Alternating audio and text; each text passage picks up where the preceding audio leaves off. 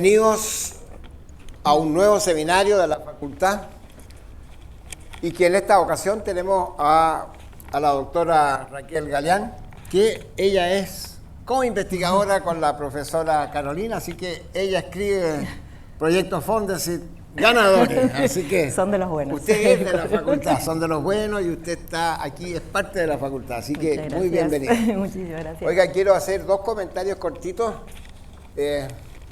Espero que todos pasemos agosto, oiga, nos faltan unos pocos días más, pero tenemos que pasar agosto, así que bueno, de cada uno tenemos que afirmarnos aquí a todas las cosas buenas, hay que pasar agosto, ese es nuestro... ¿sí? ¿El dicho? El dicho nuestro. Yo también espero pasarlo con ustedes. Todos tenemos que pasar agosto. Muy bien. Oiga, hicimos especialmente un paréntesis en el ciclo que traía los grandes instrumentos químicos que tiene la facultad, no solo químicos, sino que también físico-químicos y biológicos, los microscopios, para la doctora Galeán, porque como ella es coautora del proyecto Fondesit, es una más de los nuestros y va a estar poquito tiempo, y usted va a tener el privilegio de poder firmar el libro, cuando termine su seminario, el libro de oro de la facultad, que se lo va a mostrar el mismísimo decano, espero. ¿Sí? Así que va a tener muchos privilegios. Demasiado. Bueno, espero estar a la altura. Vamos a ver. Muy bien. Oiga, altura real, no la altura. Contarle dos cositas de la profesora Galeán. Ella es cordobesa, argentina, que hizo un doctorado me imagino, en la Facultad de Química de la Universidad de Córdoba, en Química Orgánica, y salió al planeta a hacer su postdoctorado y llegó a la Universidad de Valencia y hiciste tu postdoctorado y no contenta con el postdoctorado en Valencia, te fuiste a Canadá a hacer un segundo postdoctorado. Así es. Qué fantástico eso. Y en Canadá, en Ottawa, te encontraste con me imagino, ¿sí? Te encontraste con la profesora Aliaga y entonces hicieron una amistad de los latinos en Ottawa para hacer ciencia, persistente en el tiempo, que eso es importante. Y para adaptarse bien, porque cuesta ya, ¿sí? Muy bien. Ella, después de esto, tuvo el honor de ganarse me estaba contando, una beca, un premio Ramón y Cajal, que permite asentarse en la vida académica, y a mí me da llena de honor porque yo pensaba que Ramón y Cajal solo para los biólogos, pero también para los químicos, este premio que te permitió asentarte en la academia, que me parece interesante, y ahí ya te quedaste e hiciste tu vida académica en Valencia. Correcto. ¿Y te gustó Valencia? Porque parece que es una ciudad fantástica. Yo no he estado nunca, pero bueno, los usted invito me para va a que animar, prueben. usted me va a animar a que ya. vaya a estar en Valencia, ¿sí? Y ella ahora profesora del Instituto de Ciencias Moleculares de la Universidad de Valencia, ¿sí? Correcto. Siempre de las ciencias moleculares, uno piensa en los procesos biológicos, pero estas son ciencias de las moléculas químicas. De las químicas, estas son las otras, pero son moleculares, sí. Y entonces ahora nos va a contar de esta nanoestructura fotoactiva. Ella es muy interesada por estos proyectos que tienen que ver, o estas ideas que tienen que ver con la fotoquímica, que ha sido tema de varios seminarios en la facultad, así que estamos interiorizados. Yo le voy a pedir que por favor nos hable un lenguaje para que los biólogos que la acompañamos te entendamos, pues la podamos seguir bien, ¿sí? Y entonces estos pequeños materiales, como son nanoestructuras, con grandes aplicaciones. Con grandes aplicaciones, eso es para llamar al público, para llamar la atención al público. Yo también trabajo con nanomateriales, así que yo creo que tienen gran uso, ya están en medicina, así que tienen uso. Doctora Galeán. Pues muchísimas gracias. Bienvenida. Por la presentación, la verdad que me ha encantado. Y para animarlos, qué mejor que una imagen del Museo de Artes y Ciencias de Valencia, que pueden ver aquí, que me encantan los atardeceres a mí, y como siempre he sido fotoinducida, toda mi carrera ha sido fotoinducida, todos los procesos desde el doctorado hasta el día de hoy, uso la luz como medio. Así que bueno, este es un atardecer allí, así que es una opción más para ir a conocerlo en carne propia. Bueno, como ha mencionado anteriormente, primero es un honor estar aquí en este ciclo y bueno, hemos podido hacer coincidir el curso de doctorado que estoy dando a pobres aquí alumnos que están aguantando como unos campeones, y hoy es contarles un poquito de nanoestructuras fotoactivas, pequeños materiales con grandes aplicaciones, para ver un poquito lo que estamos haciendo en el Instituto de Ciencia Molecular. Y primero quería, bueno, localizar, estamos aquí en la costa del Mediterráneo, así que si hay dudas, tenemos una playa hermosa para que nos visiten, los sigo animando. El Instituto de Ciencia Molecular forma parte de un conjunto de institutos que se albergan en el Parque Científico de la Universidad de Valencia, que es una universidad pública, y además este instituto tiene 20 grupos de investigación y ha sido reconocido como Instituto de Excelencia María de Maeztu, que muy pocos institutos en España en general lo tienen, por tercer año consecutivo, así que estamos súper contentos.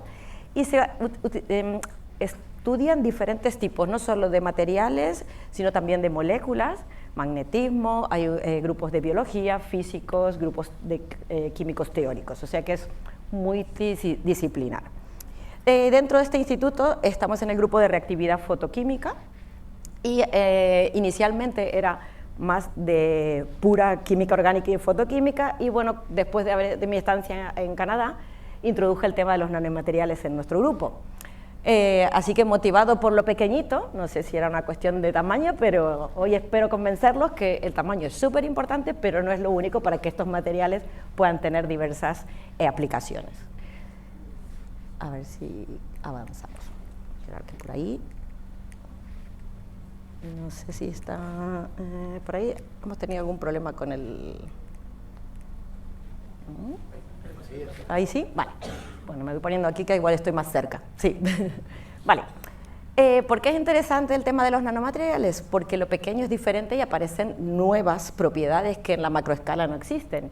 Y si se fijan, toda la tecnología con el tiempo ha ido cambiando y cada vez hemos pasado de ordenadores o, por ejemplo, dispositivos para escuchar música o las cámaras fotográficas de ser tamaños más grandes a cada vez más pequeños y incrementar la información que nos otorga, ¿no? Entonces hemos reducido el tamaño de los materiales, pero cada vez que tenga más información. Eso lo hemos observado, bueno, a lo mejor algunos de los más pequeños esto no lo han visto, pero algunos sí que hemos tenido la posibilidad de ver los Walkman por ahí para escuchar música y bueno, eso se ha ido reduciendo en tamaño. Lo mismo pasa con los materiales. Voy a poner por aquí. Y entonces quería comenzar con una clasificación general de cualquier material de acuerdo a la dimensionalidad. Entonces, si pensamos, tenemos 3 dimensiones en las cual puede crecer un material cualquiera, y entonces llamamos material bulk o tridimensional aquellos que las 3 dimensiones se encuentran por encima de los 100 nanómetros. Cuando una o dos de esas dimensiones se encuentran por debajo de los 100 nanómetros, tenemos materiales de baja dimensionalidad. Y si las 3 dimensiones están por debajo de esos 100 nanómetros, estamos en presencia de nanopartículas. Entonces, un material cambiará sus propiedades pasando por todo este tipo de reducción del tamaño. Y aquí tenemos una imagen de un nanocristal obtenido en nuestro laboratorio de selenio y de cadmio y podemos observar que tiene un tamaño de aproximadamente unos 10 nanómetros. Y entonces esas nuevas propiedades, el ejemplo clásico es el oro. El oro, ¿cómo es en material bulky macroscópico? Pues dorado, ¿no? Es insoluble en agua. Nunca pensaríamos disolver un bloque de oro. Bueno, no creo que nadie tenga bloques de oro en casa, pero un bloque de oro disuelto en agua es algo imposible. ¿Qué pasa? Que cuando reducimos el tamaño del oro a la nanoescala, podemos tener dispersiones coloidales con colores que van desde el rojo hasta el azul. Y la presencia de estos nanocristales de oro se pueden observar en el vitró de la Catedral de Notre Dame. Si alguno ha tenido la posibilidad de ir, todos esos colores se deben a la presencia de nanopartículas de oro. En nuestro grupo de investigación trabajamos con diferentes líneas. Vamos a cambiar de... Bueno, esta mañana funcionó bien, pero hoy no quiere. Vale. Que tengo el mío verde. Gracias. Ahora sí. ¿Vale? Trabajamos en el grupo de investigación con nanomateriales fotoactivos. ¿Qué quiere decir que son materiales fotoactivos? Aquellos que tras la absorción de la luz, y en especial tenemos interés en la luz visible, porque es la más green, la más sostenible, que cuando absorben esa luz van a dar lugar a diferentes actividades. Por ejemplo, tenemos aquí nanopartículas, por ejemplo, metálicas, como oro, plata o cobre, nanopartículas semiconductoras, que son las que hablaré en esta conferencia, y nanopartículas de upconversion que absorben en el infrarrojo, pero emiten en la zona del visible. Entonces, estamos súper interesados en el grupo en trabajar con este tipo de nanomateriales, y en particular yo llevo la línea de investigación de nanopartículas semiconductoras. Y entonces nos preguntamos, ¿qué son estas nanopartículas semiconductoras? Vale, como su nombre lo indica, es un material semiconductor, por lo tanto cumple las mismas condiciones que cualquier semiconductor con una banda de valencia donde se encuentran los electrones y una banda de conducción que está vacía. Y están separados por una energía prohibida, ¿vale? Para poder pasar estos electrones de la banda de valencia a la banda de conducción necesitamos un estímulo externo, que puede ser calor, puede ser luz. ¿Qué ocurre con los nanocristales semiconductores cuando reducimos el tamaño de 3D a 0D? Que se comporta como una situación intermedia entre un material bulk semiconductor y una molécula. Y en la molécula, ¿qué hay? Niveles discretos de energía. Entonces, estos nanocristales en la nanoescala son una situación en que presentan banda de valencia, presentan banda de conducción, pero los niveles de energía son discretos como las moléculas orgánicas. Y como consecuencia de ello, se produce un proceso llamado confinamiento cuántico. Esta palabra de confinamiento cuántico, cuando absorbe la luz, los electrones de la banda de valencia son eyectados a la banda de conducción y este electrón y ese hueco forma un par que se llama excitón, que luego se recombina, dando lugar a la emisión de luminiscencia, ¿vale? Y fijarse, bueno, aquí cuando hablo de confinamiento cuántico, todos hemos pasado por el confinamiento. Esta palabra me gusta usarla mucho y este dibujito es de Valencia.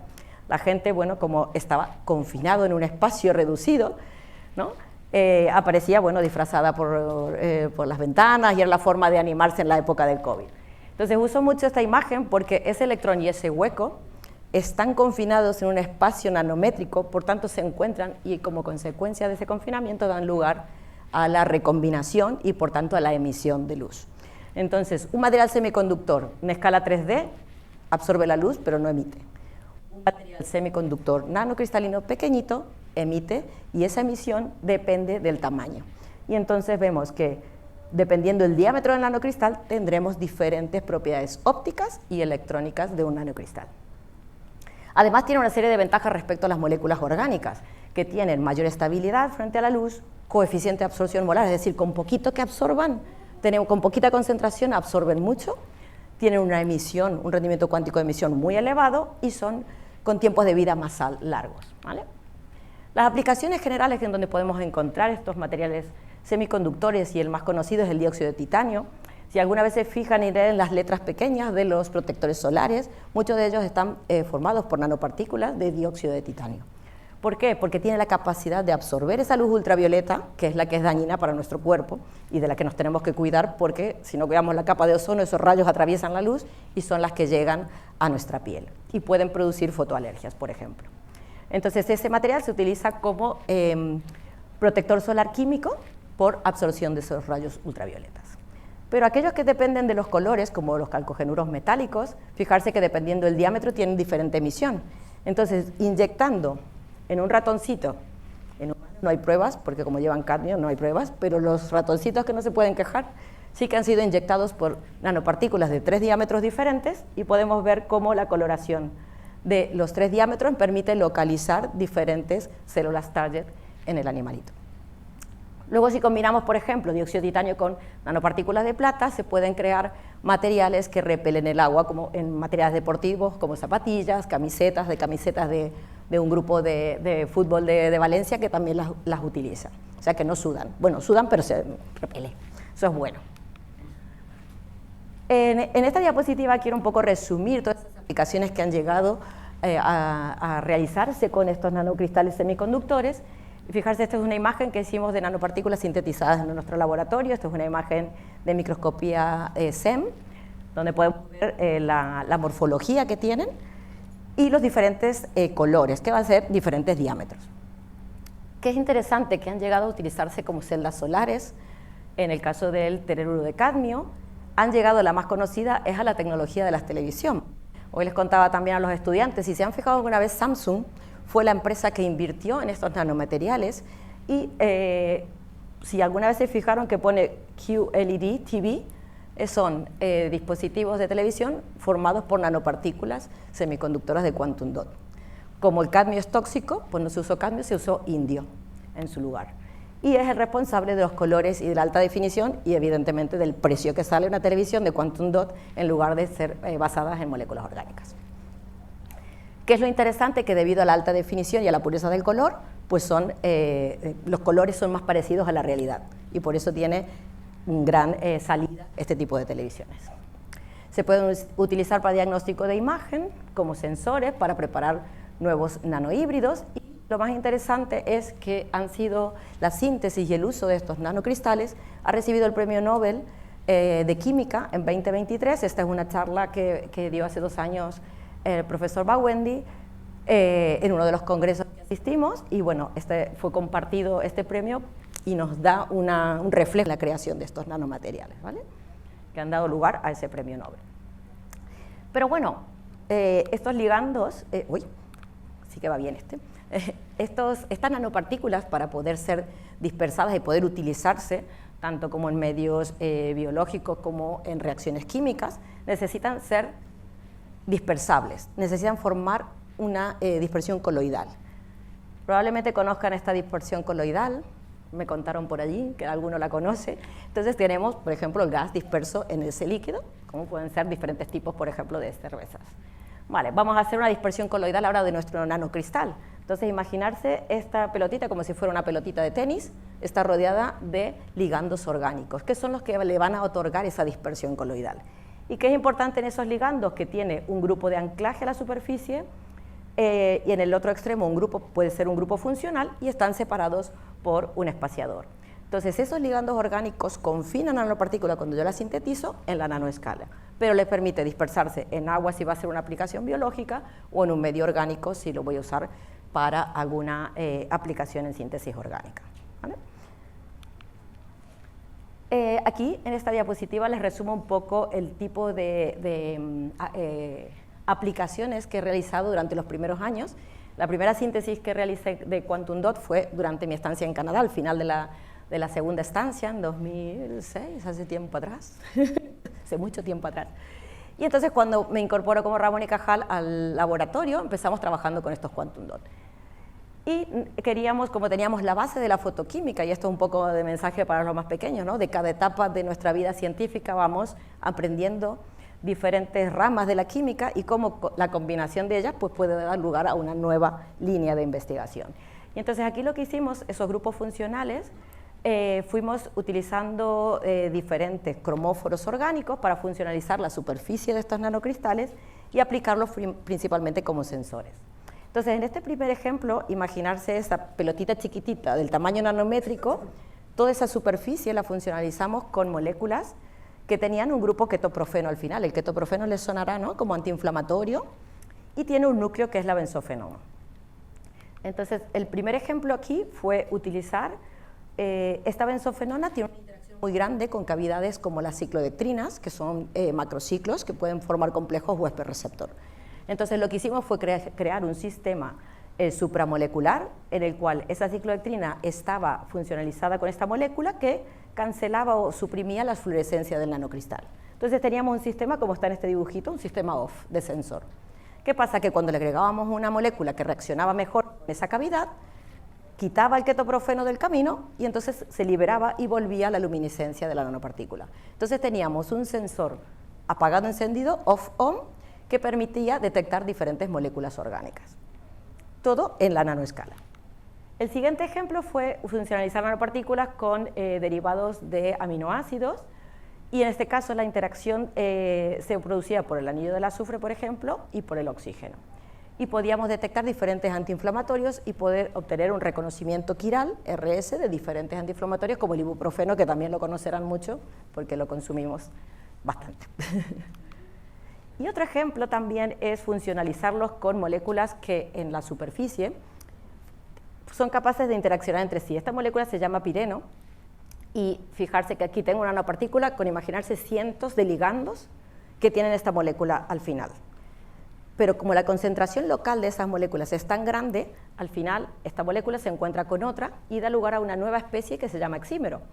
Entonces, mediante un sistema que tiene nanopartículas, ligando pireno y ligando oxímero, yo excito el nanomaterial y tengo 3 canales emisivos: la emisión de la nanopartícula, la emisión del monómero y la emisión del oxímero. Entonces, solamente excitando a un sistema, tengo 3 fuentes de información, ¿vale? 3 emisiones diferentes. Y esas emisiones me permiten detectar derivados, por ejemplo, de nitrocompuestos que tienen que ver con el trinitrotolueno, derivados de explosivos, ¿vale?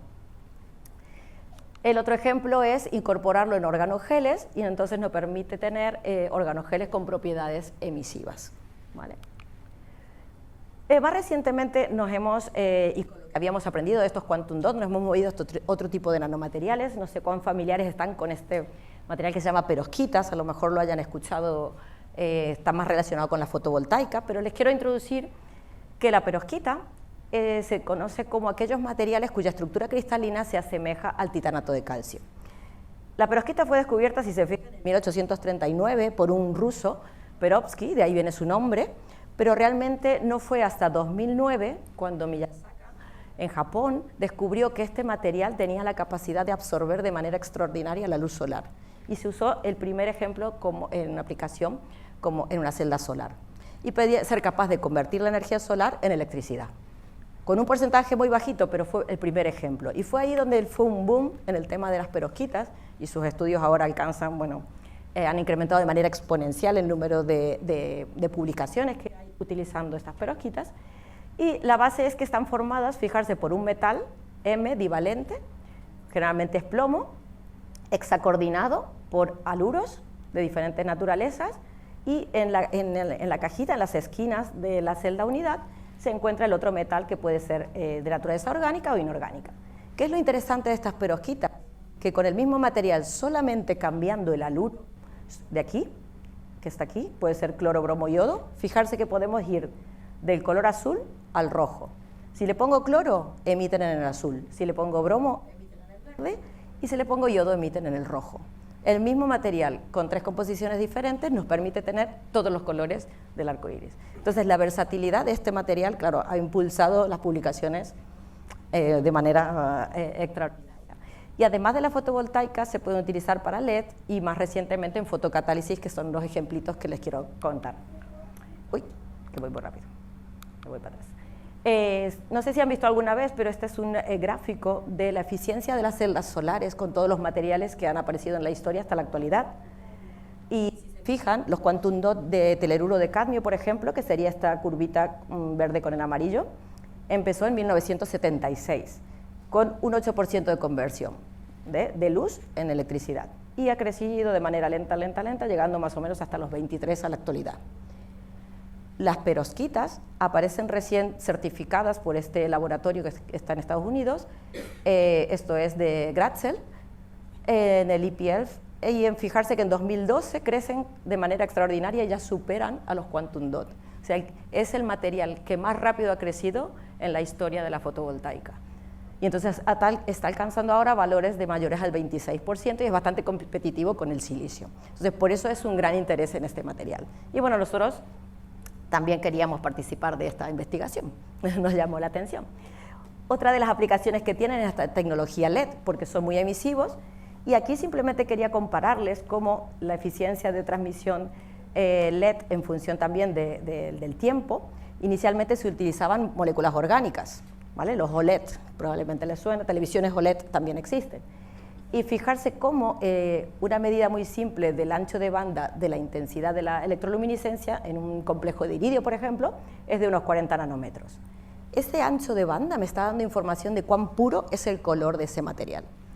Cuando veo un quantum dot, el diámetro, este ancho, perdón, es más estrecho. Eso me dice que el color es más puro. Y cuando me voy a la perovskita, aún más estrecho, 20 nanómetros. Entonces, ¿qué me está diciendo este gráfico? Ahora que en cuanto a pureza del color, la perovskita es un material ideal para utilizarlo en un LED, ¿vale? Porque este material va a ser un color mucho más puro porque emiten un rango mucho más estrecho. Y entonces podemos utilizar estos LED o muchos LED que hay también en las salas, o, bueno, si quieren ser un poquito más atrevidos, que está aquí, pueden utilizar LED en otro tipo de aplicaciones. Eso es que ya saben que en el mundo oriental hay muchas más aplicaciones más allá de las necesarias. Y además quería contarles que estas perovskitas tienen otra curiosidad. Además de clasificarse, como les conté inicialmente, dependiendo de la dimensionalidad del material, se pueden clasificar como ese octaedro chiquitito, como ese que les conté al principio, puede crecer también en 3 dimensiones, en 2, en 1 o simplemente un octaedro por ahí aislado. Y eso le da propiedades ópticas totalmente diferentes.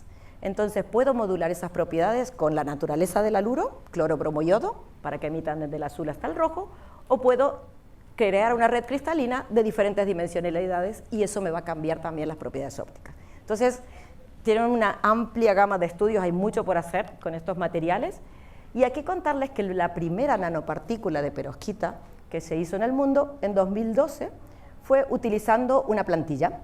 Aquí, si se fijan, estas bolitas son un material de óxido de aluminio, y entonces los investigadores mezclaron los precursores de perovskita y observaron que cuando se evaporaba el disolvente, aparecía una emisión verde. En cuanto se fueron al microscopio, analizaron y vieron que había pequeñas nanopartículas formadas en los intersticios de estas otras partículas. Inspirados en este trabajo, en 2013 empezamos a estudiar estos materiales. Y entonces, ¿qué obtuvimos? Pues fuimos capaces de obtener las primeras nanopartículas de perovskitas coloidales. ¿Se acuerdan que para hacer coloidales necesitábamos esos ligandos orgánicos? Entonces, todo lo que había aprendido durante los primeros tiempos, al volver a España, con los quantum dot, con los ligandos, con las funcionalizaciones, sirvió de experiencia para poder preparar el primer coloide basado en perovskita. Entonces, estamos súper orgullosos de este resultado, porque en 2014 pudimos publicarlo, y si se fijan, fue muy sencillo. En un vialito teníamos los precursores, ¿y qué necesitábamos? Un ligando orgánico. Y el ligando orgánico era una cadena carbonada, un grupo catiónico, porque tenemos que pensar que estas perovskitas son como si fuera la sal de mesa, cloruro de sodio, es una sal inorgánica con interacciones electrostásticas. Entonces, para que poder dispersarlo, necesitamos que el ligando tenga una cabecita polar. Y entonces observamos que en condiciones moderadas, 80 grados, mezclamos los precursores, agregamos acetona y observamos una emisión, una dispersión coloidal verde con un 20% de luminiscencia, y que pudimos preparar un film. Y en colaboración con un colega que es el profesor Gembolink de nuestro instituto, que él es experto en fotovoltaica y en dispositivos LED, preparamos el primer dispositivo LED basado en nanopartículas de perovskitas. Entonces medimos la luminancia y era superior a cuando usábamos materiales bulk en lugar de dispersiones coloidales. Entonces esto nos inspiró a hacer un par de tesis, ¿vale?, basadas en estos materiales coloidales y aprender más, porque se sabía poco de estos materiales, a jugar un poquito con la superficie. ¿Y cómo jugamos? Bueno, pues fuimos cambiando diferentes ligandos, diferentes propiedades de ligandos, longitudes de onda, y queríamos subir ese 20%, porque era 20% de luminiscencia es bueno, pero ¿por qué no podemos subir más? Pues sí, podemos llegar al 100%. ¿Cómo?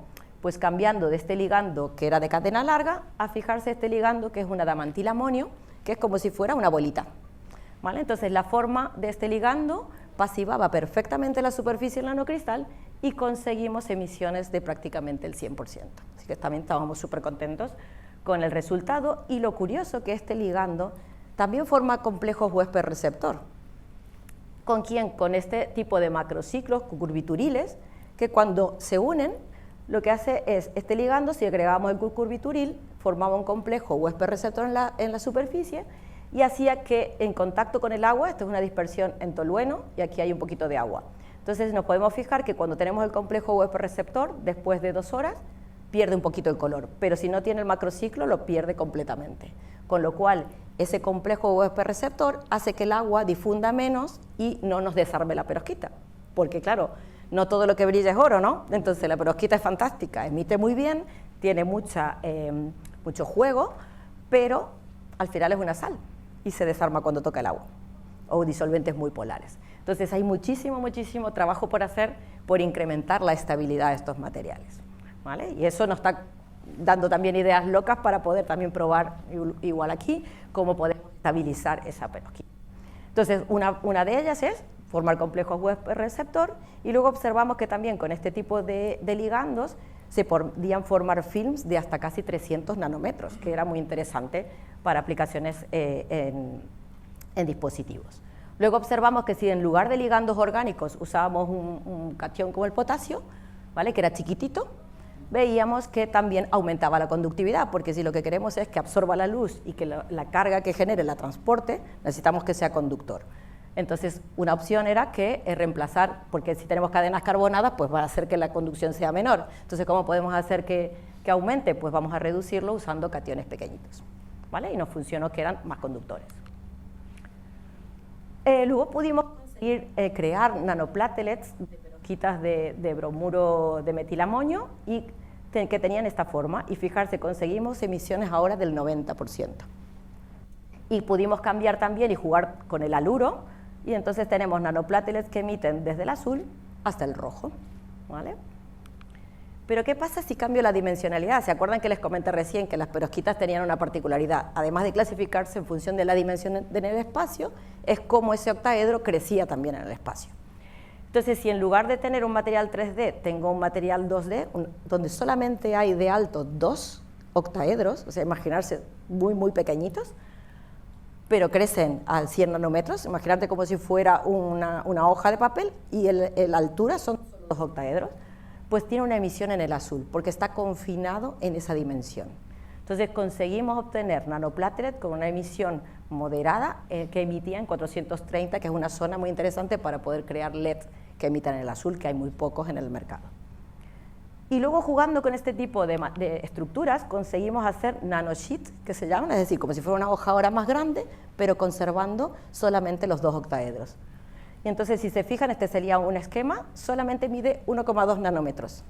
Y eso fue gracias a utilizar ligandos como el paratolón sulfónico, que evitaba que se hagan stacking entre las distintas hojitas, porque si no, como tendencia natural, son muy inestables. Entonces, fue la primer nanosheet estable en el tiempo. Y lo curioso que fue, me gusta a mí siempre las cosas que se descubren por error, pues el estudiante, la estudiante en este caso, lo evaporó el disolvente y se lo dejó guardado en un cajoncito, y al cabo de 1 año y medio nos dimos cuenta que seguía estando el sólido y lo dispersábamos y volvíamos a regenerar nuestro material. O sea que es estable por 1 año y medio en este estado, en este frasquito así como tal.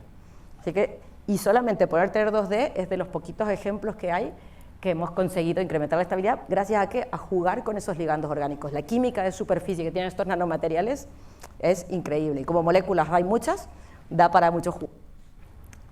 Y ahora en los últimos intereses, digamos, que tengo también es utilizar estas perovskitas para convertir esa energía en química. Así como funciona muy bien para fotovoltaica, pero ese campo está extremadamente ocupado y estudiado, hay muchísima competencia, entonces digo, bueno, vamos a aplicar lo que sabemos un poquito más de química, cómo podemos usar esa herramienta para hacer reacciones químicas absorbiendo la luz de estas perovskitas. Entonces el ejemplo perfecto, ¿no?, es la fotosíntesis natural, la mayor eficiencia de poder absorber la luz solar y transformarlo en química a través de procesos de absorción de fotones de la luz visible, procesos de transferencia de energía y transferencia electrónica, ¿no? Eso es el ideal.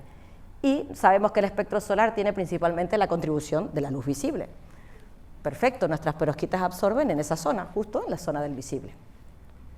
Entonces, bueno, en general siempre los químicos y los científicos han intentado imitar a la naturaleza, es verdad, ¿no? Entonces, hay muchos ejemplos de fotosíntesis artificial, y los primeros ejemplos eran con organogeles, biopolímeros, dendrímeros, hasta que se incorporaron los nanomateriales semiconductores. Inicialmente, por ejemplo, el dióxido de titanio o el selenuro de cadmio. Normalmente este tipo de aplicaciones son del light harvesting, ¿no?, de la luz visible, y como les he comentado antes, si se pueden aplicar para fotovoltaica, ¿por qué no para la fotocatálisis? Y entonces hay algunos ejemplos aplicados principalmente a la producción de hidrógeno, a la reducción de CO2, degradación de contaminantes, y hay menos ejemplos en transformación de compuestos orgánicos. Y es ahí donde nos interesamos en ir hacia esa aplicación. Entonces les voy a contar ahora algunos ejemplos de 2 aplicaciones principales, que son como fotosensibilizadores, es decir, capaces de absorber la luz y esa energía que tienen, transferírsela a cromóforos orgánicos que estén cercanos a la superficie, o en fotocatálisis para transformación o síntesis de química. Entonces, el primer ejemplo es utilizar perovskitas como fotosensibilizadores, y en este caso lo que usamos es una familia de compuestos orgánicos derivados del body pea. Si se fijan, le llamamos rotor body pea porque aquí este anillo aromático tiene un libre giro, ¿vale? Entonces poquito fluorescente, y lo que observamos es que tiene un grupo carboxilo. Ese grupo carboxilo tiene buena interacción con la superficie del nanocristal. Y lo que evaluamos en este trabajo inicialmente era cómo importante era el tamaño del nanocristal para el proceso de transferencia de energía de la perovskita a este body pea. ¿Y qué observamos? Que ese grupo anclante era excelente para unirse a la superficie, que la emisión de estos diferentes tamaños de nanocristales coincidía con la absorción del material, lo cual era muy eficiente, y desde el punto de vista de alineación de las energías de banda y de los potenciales electroquímicos del body P, veíamos que el proceso podía producirse a través de una transferencia de energía. Entonces, con todos estos parámetros, analizamos el proceso de transferencia de energía desde la nanopartícula al body P y observamos que cuanto más pequeñita la nanopartícula, mejor era esa transferencia, ¿vale? Entonces, este trabajo realizado por estudiante, bueno, ahora ya doctor, Alejandro Cortés, nos permitió determinar que las nanopartículas del orden de 6 nanómetros son las ideales para estudiar procesos de transferencia de energía. Entonces, en un segundo paso, estudiamos estos otros dos primos hermanos del otro body P, y entonces lo que observamos, que fue publicado el año pasado, en JAXI en colaboración con un profesor que tiene un femtosecond en la Universidad de Coimbra, Sergio de Melo, y lo que quisimos evaluar en este caso es, fijarse que aquí ahora este anillo no puede girar porque tiene grupos metilos que le impiden el giro, entonces este compuesto era más luminiscente que en el caso anterior. Y observamos que queríamos ver cuál es el efecto en el mecanismo de transferencia de energía cuando tenemos iodos en la superficie, en la molécula, ¿vale? Entonces evaluamos estas dos moléculas y ¿qué observamos? Que cuando la excitamos con luz azul, 450 nanómetros, al nanocristal, se excita, ¿vale? Y puede transferir la energía a través, con un 82%, a través del estado singlete del body P en este caso, pero cuando tenemos un iodo, formamos un 100% del triplete de esta molécula. Esto tiene un efecto que se conoce en química o en fotoquímica de átomo pesado, es decir, si yo en una molécula tengo un haluro, lo que hago es que cuando excito a esa molécula que está en estado singlete, pasa un triplete y es una especie súper reactiva. Y esa especie me puede servir, bueno, aquí no quiero entrar en detalle porque esto es más femto, pero lo interesante de esto es que pudimos conseguir un 100% de obtención de ese estado triplete y que somos capaces con esta técnica de femtosecond, que no voy a entrar en detalle porque es más compleja, de captar los electrones calientes de esta nanopartícula cuando las excitamos. ¿Y por qué es importante ese proceso? Porque en las células solares, una de las eficiencias donde se pierde mucha energía es cuando se crean cargas calientes, se pierden. Entonces hemos conseguido, mediante este estudio, de manera sencilla, capturar esos estados calientes, ¿vale? Para hacerles una idea. ¿Y para qué podemos usar esta? Me preguntarán, bueno, pero ¿para qué me interesa tener el triplete de ese iodo Pi? Porque ese triplete reacciona con oxígeno en el estado fundamental, forma oxígeno singlete, y ese oxígeno singlete tiene varios usos. En fotobiología puede matar, por ejemplo, células cancerígenas, y en química podemos hacer reacciones químicas mediadas por oxígeno singlete.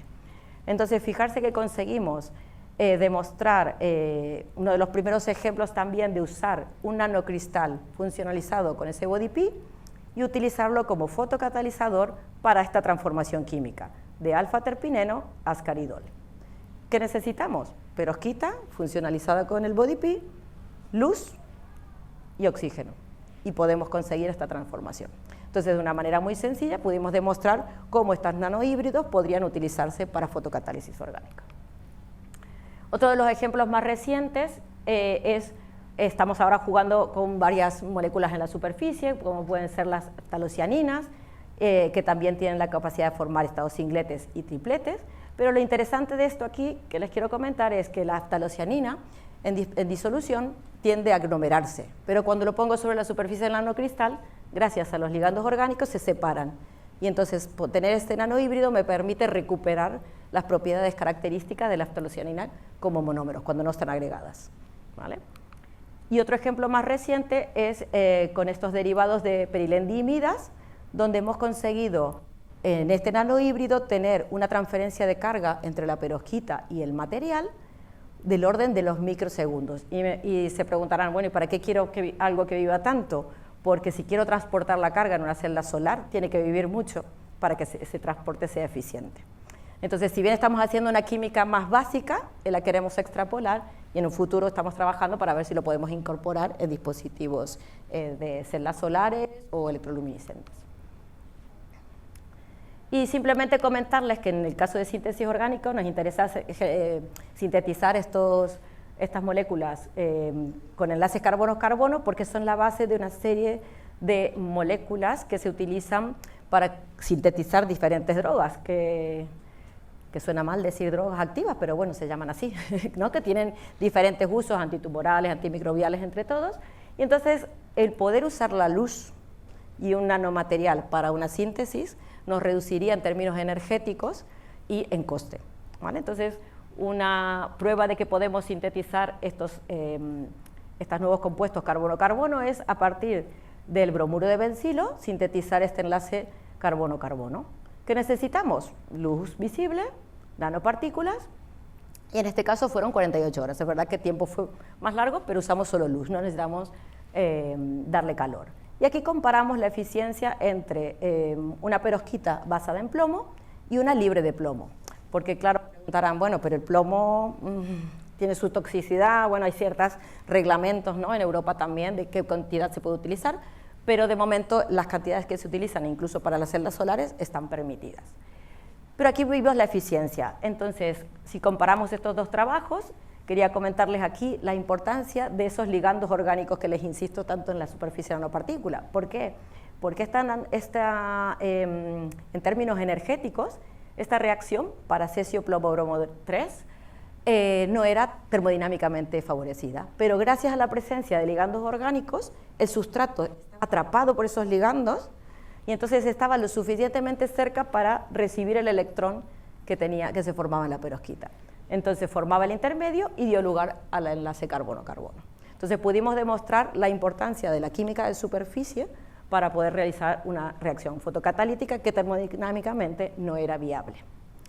Eso fue el primer ejemplo. Y cuando nos pasamos a las perovskitas que eran libres de plomo, en este caso con antimonio, aquí usamos diferentes sustituyentes y pudimos ver un efecto del sustituyente muy marcado, que a medida que aumentaba el carácter tomador de electrón del sustituyente aquí, aumentaba el producto que nos interesaba de carbono-carbono.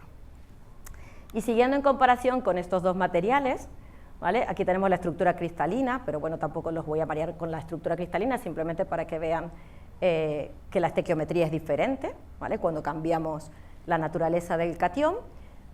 Pero en términos de fotoactividad, ambos eran fotoactivos, pero en estabilidad ganaba la perovskita con antimonio, en toxicidad pues ya no tenemos el plomo. El turnover number es un numerito que nos dice cuán eficiente es como fotocatalizador un material. Pudimos ver selectividad y reutilización, y por eso el ganador es, aquí como les pongo la copita de Messi, que el ganador serán esos nanocristales libres de plomo, ¿vale? Entonces, para una misma reacción, un mismo tiempo de reacción, podemos ver cómo la influencia del material es clave, ¿vale?, para ganar todos estos beneficios. Y de hecho ese mismo material lo hemos utilizado para la degradación, por ejemplo, de colorantes orgánicos como la rodamina B, y en 3 minutos podemos ver una clara degradación casi del 100% de este material. Estamos estudiando, estos son resultados más preliminares, lo podemos recuperar y hemos visto que por lo menos hasta 5 ciclos se pueden reutilizar. Así que estamos contentos con esto. Se han hecho generalmente en isopropanol, que aguanta el isopropanol hasta allí. Y solo comentarles que también nos estamos moviendo a otros materiales basados en bismuto para también liberarnos un poquito del plomo y explorar otras nuevas estructuras.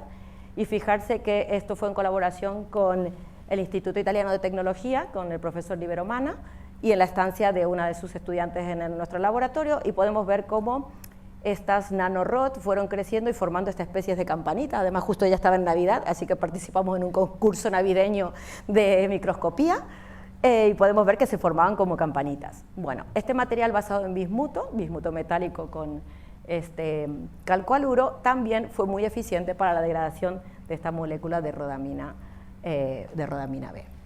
¿Vale? Entonces estamos también explorando este tipo de aplicaciones. Y, que me voy tan rápido.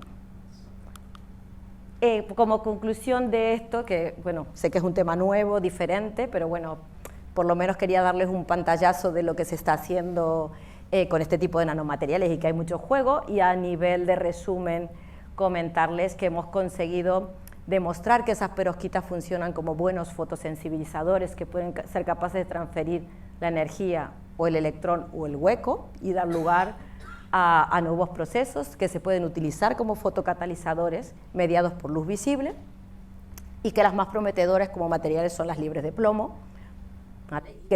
Y que hay mucho trabajo por hacer para incrementar su estabilidad en agua, así que todo lo que pueda surgir de ideas son todas siempre bienvenidas, como digo yo, pero no quería terminar sin comentar este trabajo que hemos también publicado, bueno, y aquí en colaboración los dos colegas, con Carolina y con Moisés, que hemos publicado en el 23, y bueno, hay un segundo trabajo ahí en proceso, con unos materiales de tipo push-pull, dos moléculas diferentes, donde evaluamos cuál era el efecto del sustituyente sobre el grupo amino donor, y en colaboración también con cálculos teóricos se pudo justificar el por qué cuando aumentábamos la polaridad del disolvente, en el caso de D1 perdíamos la luminiscencia, como podemos ver en este dibujo, mientras que en el caso de D2, donde teníamos grupos fenilos, se conservaban esos rendimientos cuánticos altos, y se pudo explicar debido a que en el caso de D1 hay un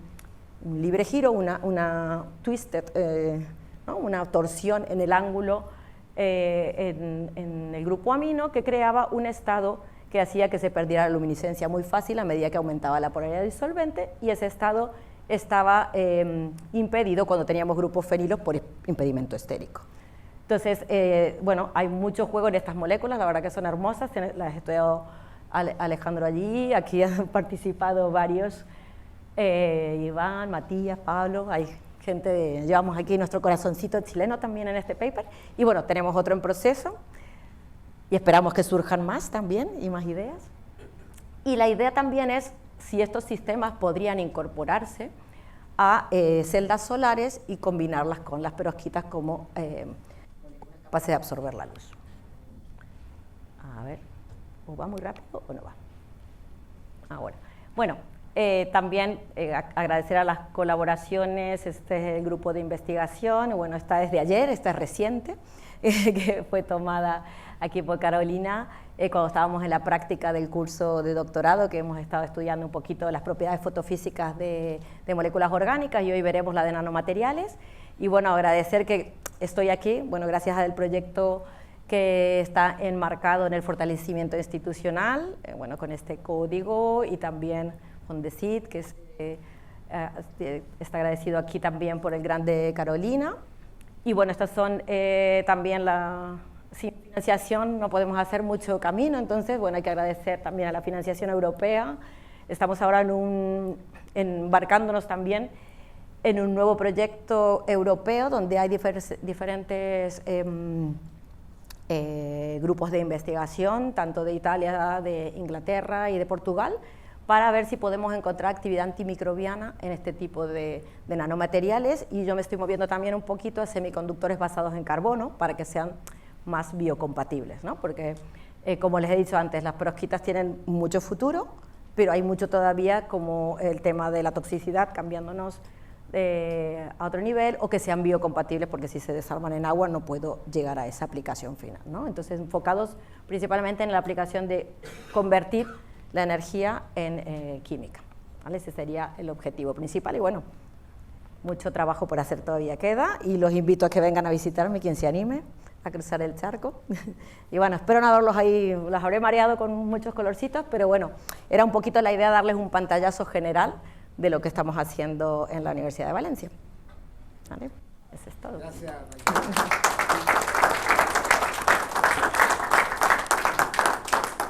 Vamos a abrir entonces la discusión, pero antes quiero recordarles que tienen que anotarse a través del QR para que tengamos la asistencia y para que nos podamos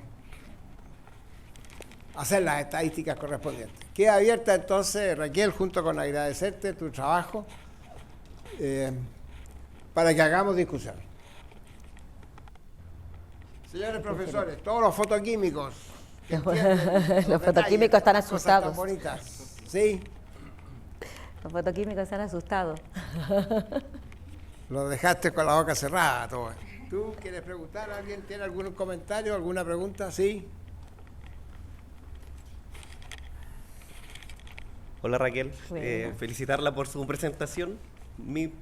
No es una pregunta de la presentación, si bien lo que yo quiero consultar es si han podido o han evaluado, si usted conoce eso, estos sistemas con las perovskitas como en ¿Terapia fotodinámica?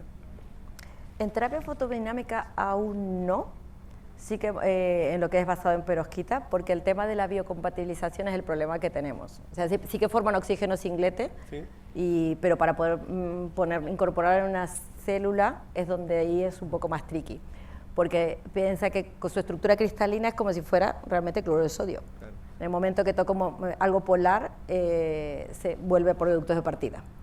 Y entonces estás limitado al medio donde lo puedas evaluar. In situ sí, podrías decir, forma oxígeno singlete de manera eficiente, sí, que por eso lo hemos utilizado más para reacciones de fotoquímica o de transformación de química orgánica. Sí que hemos evaluado en el laboratorio nanopartículas, por ejemplo, metálicas, con nanopartículas de oro incorporadas en una sílica mesoporosa, y a la sílica mesoporosa funcionalizada con un cromóforo que forma triplete. Y ese sí que hemos evaluado también su capacidad para PDT. Sí, porque por ahí también mostró que usaba el CB7. ¿El cuál? El curcubituril. El cucurbituril. Porque ese le favorecía que no se desarrollara. Claro, ese disminuye la interacción, pero a lo largo del tiempo, si es inmediata, podría llegar a funcionar. No lo hemos probado, pero podría llegar a funcionar. Pero es verdad que hay muchos trabajos con una especie de tipos fosfolípidos o que tienen muchos grupos funcionales para ver si se puede proteger del agua.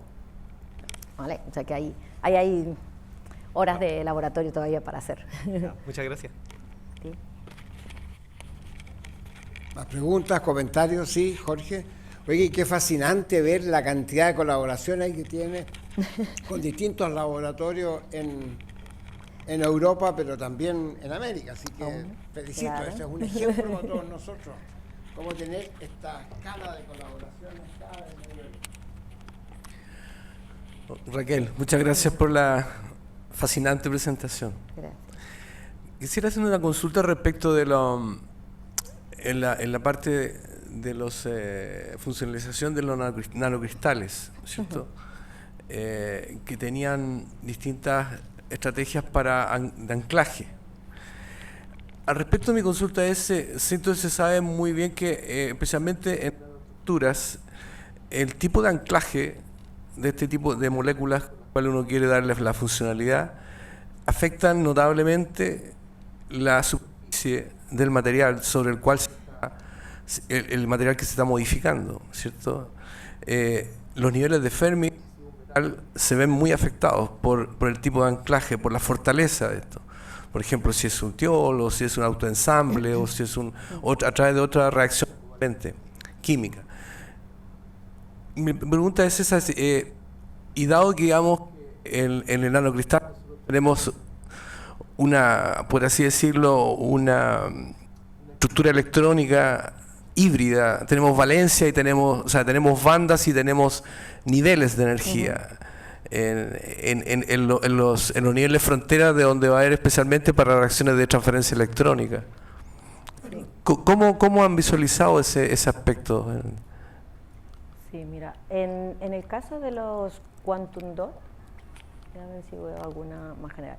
En el caso de los quantum dot, sí que sabemos que el único que se une covalentemente es el tiol, y se une como tiolato. Cuando es el añuro de cadmio, sí que vemos que se pierde la luminiscencia un poco, pero es el único que se ancla perfectamente y por eso es el que utilizamos más para los quantum dot, para poder funcionalizar y tener una nanopartícula híbrida estable. ¿Vale? Entonces, en ese caso sí que afecta porque, a ver si voy para allí, si llego al quantum dot. Entonces, sí que afecta, por ejemplo, en este caso, si te fijas, todos los que usamos aquí eran grupos tioles, porque es el único que se ancla covalentemente al cadmio. Pero ¿qué ocurre? Cuando tenemos cadmio-selenio, ese tiol lo que hace es transferir los electrones del HOMO del tiol a la banda de valencia de la nanopartícula. Y entonces evita que se recombine el hueco y entonces se pierde un poco de luminosidad. Pero a coste de perder luminosidad nos interesa porque es el único que se ancla covalentemente y por lo tanto es estable y te permite hacer estudios, reciclarlo y sigue estando. Que hay que tener en cuenta que cuando no es tiol y el enlace es lábil, es como in-out. Entonces, estoy en la superficie, no estoy en la superficie, no estoy. Entonces, por eso, desde el punto de vista coloidal, pueden ser estables principalmente cuando hay tiol. Porque si es tan lábil, al cabo del tiempo precipitan porque con el tiempo empiezan a perder los ligandos. ¿vale? Es en el caso de los de cadmio y selenio. En el caso de las perovskitas, la interacción tiene, como es iónica, son los grupos, por ejemplo, amonio, los que interaccionan con el bromo. O si tengo un haluro o tengo una carga negativa, imaginarse que estas perovskitas, como los quantum dot, no son perfectas. Entonces, ¿aquí en qué se basa? Que esa superficie, a diferencia de las estructuras metálicas que comentaba, ¿no?, de oro.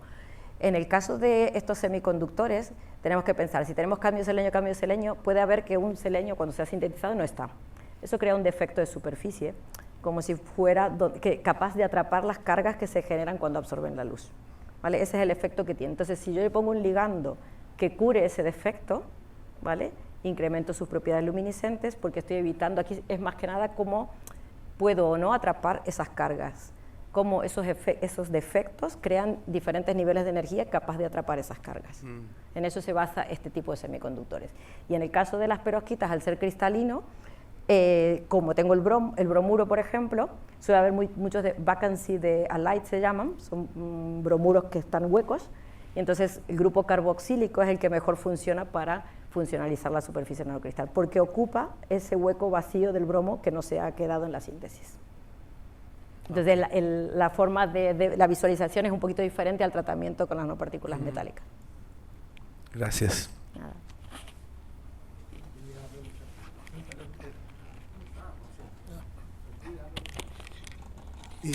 Bueno, gracias Raquel por tan lindo seminario. Me interesa bastante la reacción de homoacoplamiento que mostraste. Sí. Voy para allá. Y quería saber si han intentado, por ejemplo, acoplar estructuras que no tengan, digamos, el enlace que está formando es entre carbonos sp3, Sí. ¿cierto? Entonces, no sé si se podría llegar a aplicar eso a carbonos sp2, porque tú necesitas oxígeno para que esto funcione, ¿cierto? Y bueno, yo no sé si han hecho esa clase de experimentos. No, estas se hacen en nitrógeno, esta irradiación del carbono-carbono. Pero no, con doble enlace todavía no hemos evaluado ninguna reacción. Pero sí que ¿Se podrían hacer en presencia de oxígeno? ¿Cuál es el problema de hacerla en presencia de oxígeno? No, lo bueno que tienen las perovskitas es que son bastante estables en oxígeno. Y de hecho, el ejemplo justo anterior sí que necesita oxígeno, el JAX de Ale. Si te fijas que lo hemos usado aquí, que voy muy rápido aquí. Vale, si te fijas aquí, esto es el nanocristal de perovskita funcionalizado, que se usa el arroba para decir que está funcionalizado en la superficie, con el yodo body P. Esto se hace, en este caso se hizo benzoadulterado para poder seguirlo in situ por resonancia magnética, y aquí sí que se hace en presencia de oxígeno. O sea que sí que es estable, y lo que se ha observado, y todavía hay algunas dudas, así como en las moléculas orgánicas existe un estado triplete que es el que transfiere la energía al oxígeno en estado fundamental, en nanocristales se habla de estados oscuros o defectos de superficie que actúan como una especie de triplete, como dark state. Y entonces ese se encuentra por debajo del nivel de la banda de conducción, y entonces es capaz de transferir esa energía a ese estado triplete.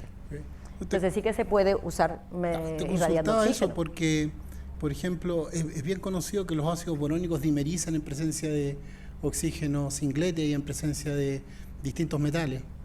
Y eso permitiría quizás la formación de enlaces SPO-SP2, que es una cuestión bastante más desafiante que enlaces SP3-SP3.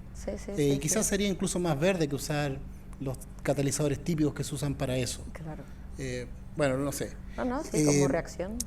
La podemos probar. Me interesa, así funciona. Me parece muy interesante, digamos. Permitiría usar estos sistemas que son bastante más verdes que usar, qué sé yo, catalizadores.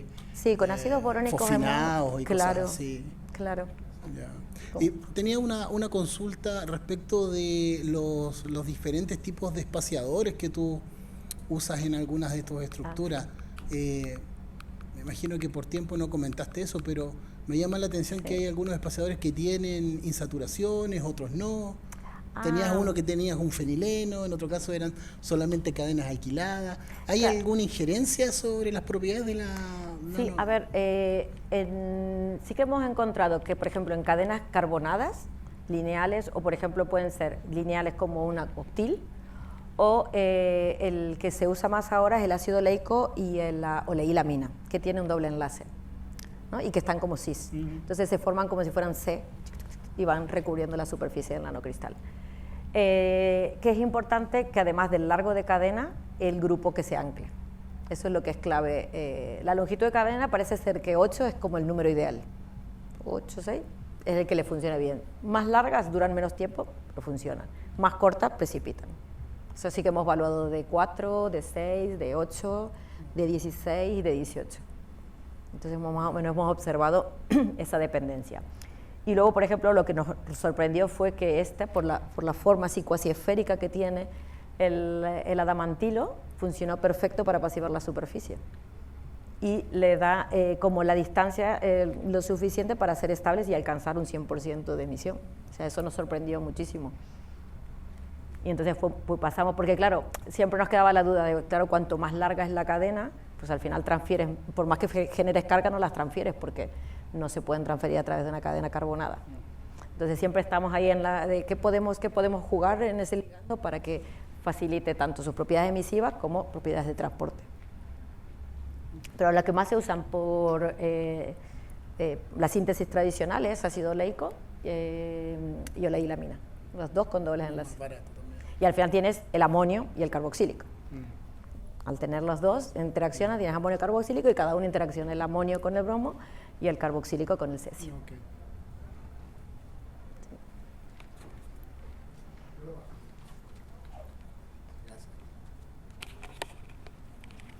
Profesor Tirabey. Raquel, fantástica la presentación. Respecto de la misma reacción del ascaridol, la formación del ascaridol que estaba mostrando, no sé si pudieron escalar esa reacción, porque entiendo que se puede hacer en la cubetita, ¿cierto? Sí. Y eso es lo primero, si es que se puede escalar esa, porque hemos conversado con algunos otros colegas sobre la posibilidad de formar ascaridol a partir precisamente de terpineno en escala de gramos. Y lo segundo es la potencia de los LEDs en general que usan para estas reacciones, más o menos cuál es, si es que la saben. No me acordaré la potencia, no me voy a acordar, porque hemos probado, tenemos distintos, este de 450, no es el de Luzchem, es mucho más potente que las de Luzchem, que son aquí, son mucho más potentes. No te sé decir ahora el número porque no me acuerdo, pero lo que tiene de particular es que es un sistemita en pequeña escala, que puedes llegar igual hasta 20 mililitros, pero lo que es compacto y es todo, refleja la luz, es todo como si fuera metálico. Y entonces actúa que la potencia aún la puedes controlar, o sea, la distribución de la luz es aún mejor, y entonces por eso fue más eficiente en ese tipo de reactor. Y luego tenemos otros LED que son tiras de LED casi normales, casi comerciales, y lo que se puede hacer es hacer hasta 25 pocillos al mismo tiempo. Entonces el escalado lo hemos probado, a lo mejor, aquí se hizo en cubeta, pero para seguirlo por resonancia, pero se pueden hacer esos 25 mililitros, no hemos probado mucho más, pero con tiras, porque la idea sería eso, poner los 25 pocillos, pues 25 y podría ser ese el límite. Súper. Porque al final es una cuestión práctica, ¿no? Que el LED tiene que cubrir la mayor parte porque eso se va agitando y luego recuperas. Y lo bueno que recuperas el sistema y lo puedes reutilizar. Entonces al final también es green en ese sentido. Súper, gracias. No lo hemos probado con luz solar, pero no estaría mal. Si fuera la luz del sol, eso sí que sería la bomba. Si lo probamos con tenemos un simulador solar, pero es verdad que no lo hemos probado con ese, para que fuera más selectivo y solo excitara al nanocristal. Pero vamos, si funcionase con luz solar, sería ideal. Eso sí, solamente hice una prueba una vez con los Quantum Dot, que con la benzofenona me subí arriba del instituto, me acuerdo en agosto, que es verano allí, y desapareció la muestra y digo, uy, ¿qué ha pasado? Y resulta que se iba reduciendo el tamaño hasta que se hacía invisible a los ojos, y eso sí que fue con luz solar. O sea que eso sería a evaluar. Otros comentarios. Uno de los objetivos de estos seminarios son fomentar la discusión. Participación, claro. El debate, digamos. ¿Sí? Entonces es importante que todos los estudiantes y todos podamos que se preguntar. animen, chicos, Sí. que están haciendo el curso, Sí. venga, va. Ya se lo saben a ellos. Es que hoy los he machacado casi 2 horas, los vengo machacando todos los días 2 horas.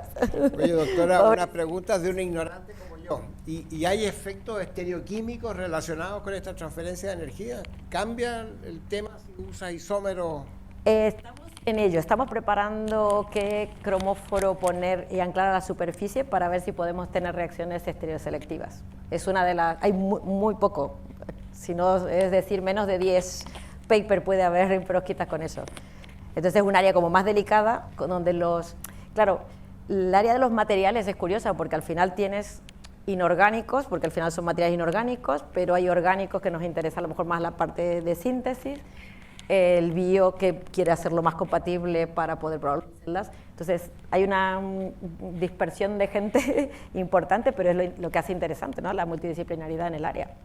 Entonces cada uno le vamos encontrando la aplicación de acuerdo a interés, pero es verdad que en el área de la gente que conozco de materiales no se animan mucho a la química orgánica. Entonces ahí donde tenemos el huequito nosotros para decir, bueno, yo sí que me animo a probarlo. Y es uno de los objetivos es probar la estereoselectividad en reacciones. Si van a tener algún uso en biomedicina, se van a encontrar con moléculas quirales, entonces es interesante, ¿sí? Sí, sí, sí. Oye, sí. doctora, yo necesito que me aclares, por favor, a mí me fascinó lo que mostraste, que los vitrales de Notre Dame eran hechos con nanopartículas de oro. Por favor, déjame ver a Notre Dame una vez más. Cuéntanos, ¿qué tienen que ver las nanopartículas de oro? ¿Qué hacían las nanopartículas de oro ¿Qué allí? estaban haciendo ahí Hace de esos años. vitrales preciosos? Sí, siempre se... Ay, a ver si llego ahí. Voy para el otro lado. No eran los dientes de los japoneses. No más. Ah, bueno, no, esos son de la televisión. Eso fue Samsung. Primero lo vio Sony, pero Sony no se animó a sacarlo al mercado y fue Samsung. Uy, que me voy. Espérate que ya llega. Ahora. Bueno, creo que quedará, no sé, porque después del incendio de la Catedral de Notre Dame, no sé qué tipos de vitrón que han sobrevivido a estas nanopartículas metálicas. Ya, ¿y cuál es la idea? Entonces, ¿por qué habían estas nanopartículas de oro ¿Y por qué la generan? La verdad que el origen en sí no lo desconozco 100%, porque eso se descubrió mucho después. O sea, cuando se supo que las nanopartículas tenían la capacidad de formar banda plasmón y que luego tenían una capacidad de absorción y de dispersión de la luz diferente, de acuerdo al tamaño, fue cuando se analizaron los vitrós, pero que estarían hechos sin saber de qué eran nanopartículas. A ver, tú.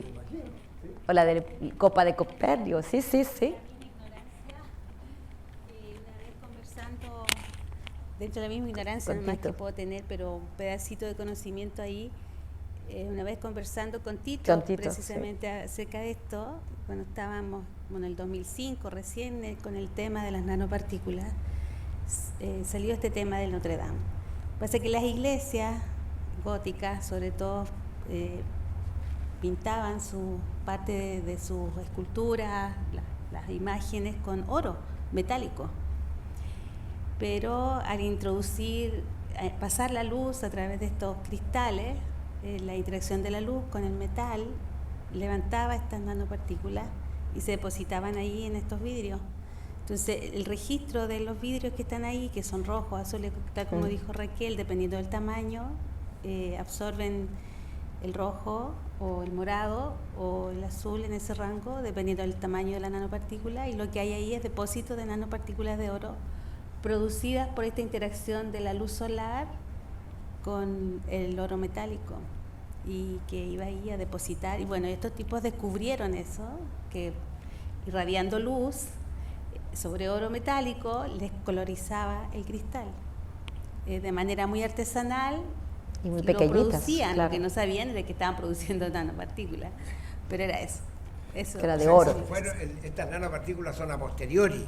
Claro, No pueden ser a fueron posteriori, con claro. nanopartículas que se... Claro, no sabemos si los artesanos de la época Claro. sabían que al irradiar Química. luz, un vidrio cerca de oro metálico, se le ponía nomás el color del vidrio morado o rojo. Ya lo hacían artesanalmente. Sabiduría, sabiduría. Sabiduría sé que no. Ya, jóvenes por aquí, ¿quieren preguntar algo? Qué interesante, sí. Profesor Tasca. Yo me siento joven todavía. Muchas gracias por la presentación. Quisiera preguntar más sobre esta fotosíntesis, cuando mostró con la perovskita, así, ¿cuál es el concepto detrás? Espera que voy. ¿En la de la escaridol, dices? ¿O la síntesis? ¿O la de carbon-carbon? Está en el medio. Espera, que voy. Aquí. En la fotosíntesis. Vale. No, aquí siempre pongo esto de ejemplo porque en la fotosíntesis natural al final lo que tienes es un cromóforo capaz de absorber la luz y que es típico de fotones de la luz visible, y se produce una serie de procesos tanto de transferencia de energía como de transferencia electrónica para finalmente pues, dar lugar, ¿no?, al alimento de la planta. Entonces, siempre se habla de la fotosíntesis artificial, de utilizar esa luz para convertir la energía solar en energía química. Entonces, la fotocatálisis muchas veces se la relaciona con la actividad de fotosíntesis artificial, porque al final lo que estás haciendo es absorber fotones en la región del visible en este caso, y transformar esa energía. O sea, ¿qué hago con esa energía? Pues el nanocristal la transfiere para hacer un proceso de transferencia, una transformación orgánica, en este caso en síntesis orgánica, utilizando o un electrón, o un hueco, o la energía. Normalmente, como en el caso, por ejemplo, de los que mostré de carbon-carbon, es que excito la nanopartícula, se generan las cargas, y ese electrón se transfiere al sustrato. Ese sustrato se transforma, forma un radical intermedio, que encuentra otro radical, se unen y forma el nuevo fotoproducto. Entonces se correlaciona con el usar eficientemente la luz visible para producir una transformación química, mediada por diferentes mecanismos. Entonces, esto sin hacer evolución de oxígeno. Claro, si tú no tienes nadie que capte esa carga, se recombina y es emisión.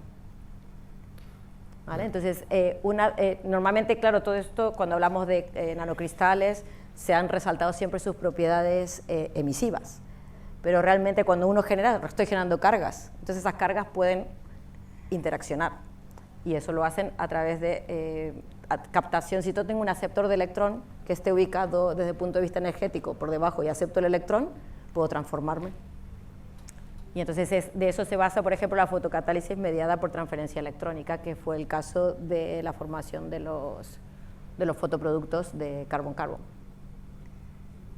Es como usar la parte oscura, yo siempre, por eso el paper le llamé Dark Side of the Perovskite, porque es como siempre hablamos de la perovskita emisiva, pero tiene su lado oscuro que lo podemos usar. ¿Cuál es? Pues la fotocatálisis. Vamos a usar las cargas, no la emisión. ¿Y cómo estudiaron este proceso? ¿Cuál? ¿Con qué metodología estudiaron el proceso de transferencia de carga? Y podemos, mira, en este caso, por ejemplo, aquí este proceso estudiamos tanto la fluorescencia para ver la desactivación, usamos tiempo de vida, y en el caso de estos sistemas lo que usamos es, voy a ir un poquito más acá, que no lo expliqué un poquito por tiempo, es la espectroscopía de absorción ultra rápida de femtosecond, que nos permite detectar, si te fijas, esta señal aquí, que aunque parece un garabato de niño, nos dio muchísima información, porque vemos esta bandita roja en 544 a 10 picosegundos, nos indicó que había transferencia de carga.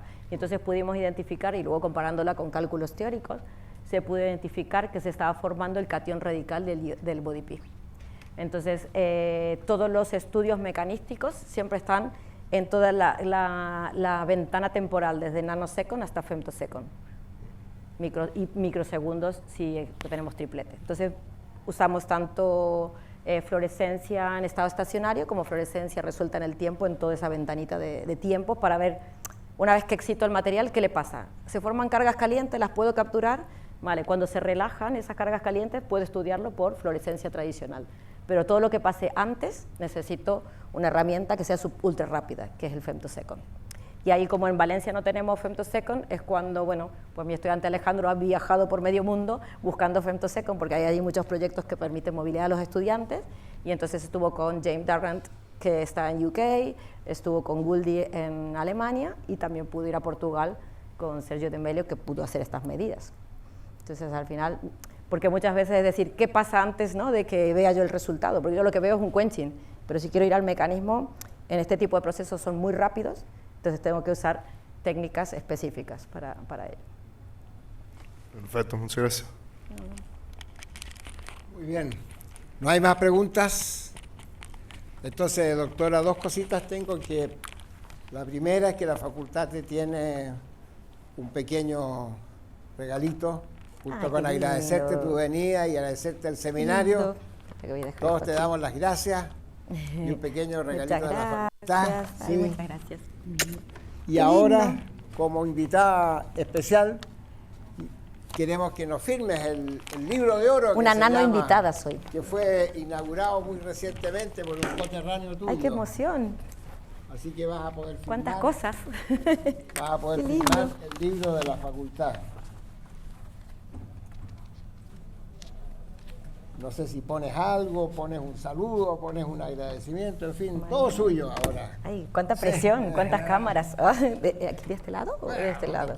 Bueno, aquí, bueno. Sí. Y un aplauso para la doctora.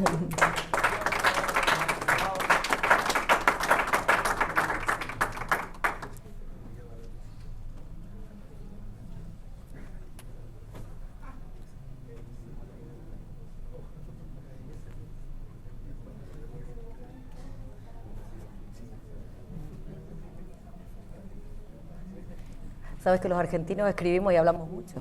Que me parece